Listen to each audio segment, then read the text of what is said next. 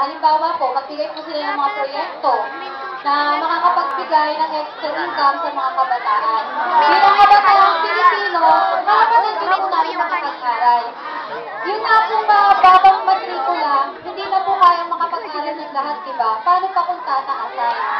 Isipin po nila na hindi po lahat, kahit na po yung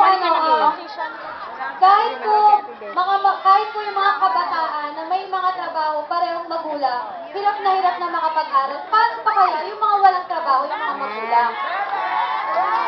Para po sa akin, bilang isang kabataan, ang gusto ko mangyari, bigyan niyo po ng proyekto ng mga kabataan kung paano po kami makakatulong sa mga sarili namin upang makapag-aral. At bilang kabataan naman po, alam ko po ang responsibilidad ko. Nahanap po ako ng paraan para matulungan ko rin po yung sarili ko. Okay. Thank you so much. Good. Last but not least, Miss CLSE.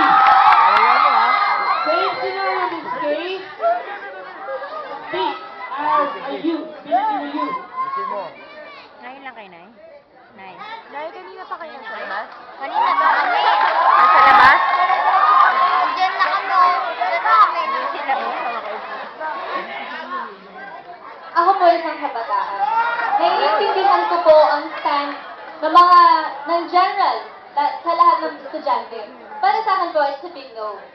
Kasi po, nasa gitna po tayo ng economic crisis. So, ano po, para po sa akin, tuition fee hike, wag na kasi parents ang mahihirapan eh. At saka, kung meron man dapat pataasin, it's the dedication of the teachers. It's the...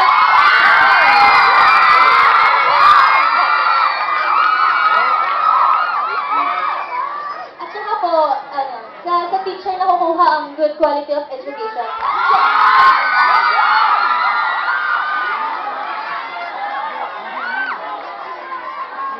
So, sa akin lang po, sana naiintindihan ng lahat ng teacher, naiintindihan naman po nila eh.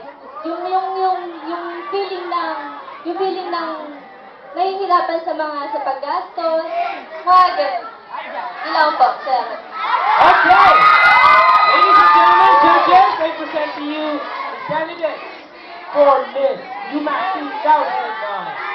Thank you, ladies. We're going to go back to the backstage.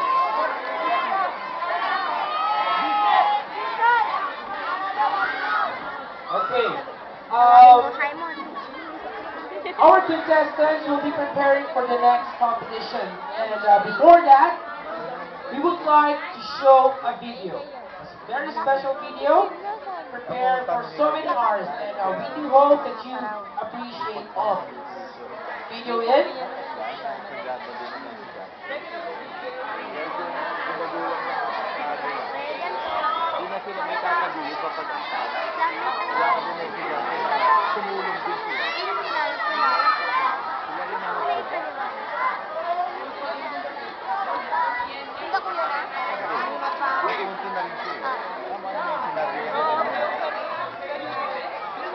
Taas na lang